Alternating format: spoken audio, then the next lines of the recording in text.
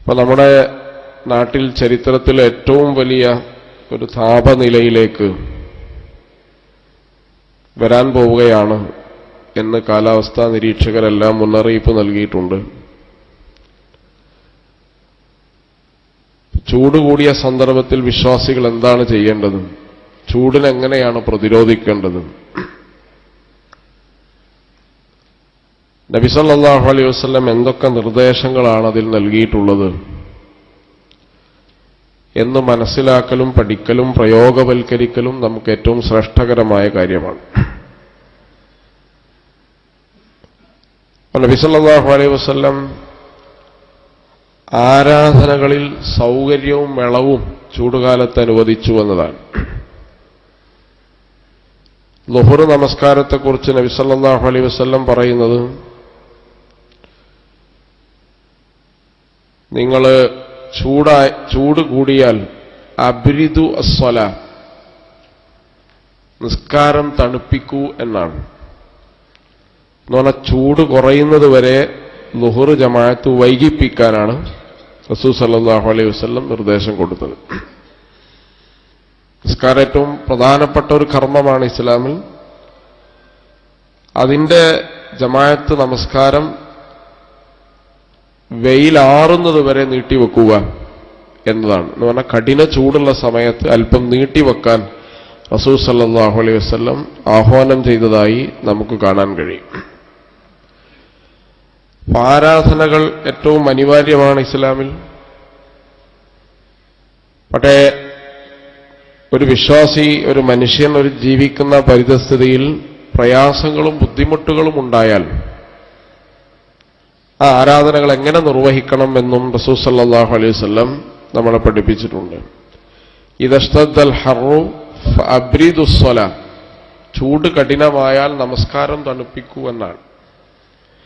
അന്ന് നമ്മുടെ കാലത്ത് ഇപ്പോൾ അബ്രിദുസ് സ്വലാ എന്ന് പറഞ്ഞാൽ വളരെ പെട്ടെന്ന് മനസ്സിലാവും. AC ഓൺ ചെയ്താൽ അബ്രിദുസ് സ്വലാ, നിസ്കാരം തണുക്കും. പണ്ടുകാലത്ത് വെയിലൊന്ന് ആറുന്നത് വരെ ക്ഷമിക്കുക എന്നുള്ളതാണ് അതിന്റെ ഉദ്ദേശമെന്ന് പറഞ്ഞു. അപ്പൊ ചുട്ട് നിസ്കരിക്കുക, ചൂടോടുകൂടി നിസ്കരിക്കുക എന്നതല്ല, ചൂട് അല്പം ക്ഷമിക്കാൻ കാത്തിരിക്കുക എന്നതാണ് നബി സല്ലല്ലാഹു അലൈഹി വസല്ലം അതിലൂടെ പറയുന്നത്. ഒരാൾ ചൂട് സഹിച്ച് ഒരു ആരാധന ഒരാൾ എടുത്താലോ, ഇപ്പൊ നോമ്പൊക്കെ ചൂടുകാലത്ത് വരും. ചൂടുകാലത്ത് വന്നാൽ, അങ്ങനെ ചൂടുകാലത്ത് നോമ്പ് പിടിക്കേണ്ടി വരുന്ന അവസ്ഥ വന്നാൽ സാധാരണ നോമ്പിനേക്കാൾ അതിന് പ്രതിഫലം റസൂലുള്ളാഹി സല്ലല്ലാഹു അലൈഹി വസല്ലം വാഗ്ദാനം ചെയ്തു. നോമ്പ് ഏത് കാലത്തായാലും നിങ്ങൾ നോക്കണം എന്ന് പറഞ്ഞാൽ മതി. പക്ഷെ ചൂടുകാലത്ത് നോമ്പിന് എന്ത് ചെയ്തു? കൂടുതൽ പ്രതിഫലം റസൂൽ സല്ലല്ലാഹു അലൈഹി വസല്ലം വാഗ്ദാനം ചെയ്ത് നമുക്ക് കാണാൻ കഴിയും. അതുപോലെ തന്നെ നബി സല്ലല്ലാഹു അലൈഹി വസല്ലമ ആരോഗ്യ സംരക്ഷണത്തിന് ഉഷ്ണകാലത്ത് വലിയ പ്രാധാന്യം നൽകിയെന്ന് നമുക്ക് കാണാൻ കഴിയും. നബി സല്ലല്ലാഹു അലൈഹി വസല്ലം സബ്ബുൽ മാഇ അൽ ബാലിദി അല റഅസ് എന്നാണ്. ചൂട് കൂടുമ്പോൾ വെള്ളം കൊണ്ട് ധാരാളമായി നിങ്ങൾ കുളിക്കുക, സാധാരണ വെള്ളം കൊണ്ട് എന്ന് റസൂലുള്ളാഹി സ്വല്ലല്ലാഹു അലൈഹി വസല്ലം പഠിപ്പിച്ചു.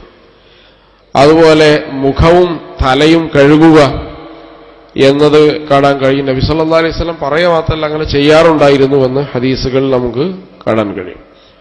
രണ്ടാമത്തത്, അതികഠിനമായ ജോലിയും കാര്യങ്ങളും വെയിലത്ത് ചെയ്യേണ്ടി വന്നാൽ വെയിൽ ചൂട് കൂടുന്ന സമയത്ത് അല്പം വിശ്രമിക്കുക, മാറി നിൽക്കുക, ഇസ്തിദ്ലാൽ ചെയ്യാൻ.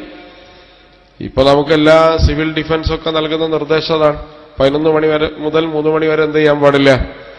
ജോലി ചെയ്യാൻ പാടില്ല. ഇത് പ്രവാചക തിരുമേനി സല്ലല്ലാഹു അലൈഹി വസല്ലമയുടെ നിർദ്ദേശമാണ്. അതികഠിന ഉഷ്ണമുള്ള സമയത്ത് നിങ്ങൾ ജോലിയിൽ പ്രവേശിക്കരുത്, അല്പം നിങ്ങൾ മാറി നിൽക്കണമെന്നാണ്. ഒരു സഹാബി ഏതോ കാര്യത്തിന് നേർച്ച ചെയ്തിട്ട് ആ നേർച്ച എന്താ ചെയ്തത്? വെയിൽ കൊള്ളാനുള്ള നേർച്ചയാണ്. അപ്പോ മസ്ജിദുൻ നബവിയിലടുത്ത് ജുമുഅക്ക് നടക്കുന്ന സമയത്തും അദ്ദേഹം വെയിലത്ത് നിൽക്കുകയാണ്. അപ്പൊ എന്താണ് അദ്ദേഹം വെയിലത്ത് നിൽക്കുന്നത് എന്ന് റസൂൽ സല്ലല്ലാഹു അലൈഹി വസല്ലം അന്വേഷിച്ചു. ഇങ്ങനെ ഒരു സംഭവമാണ് എന്ന് പറഞ്ഞു.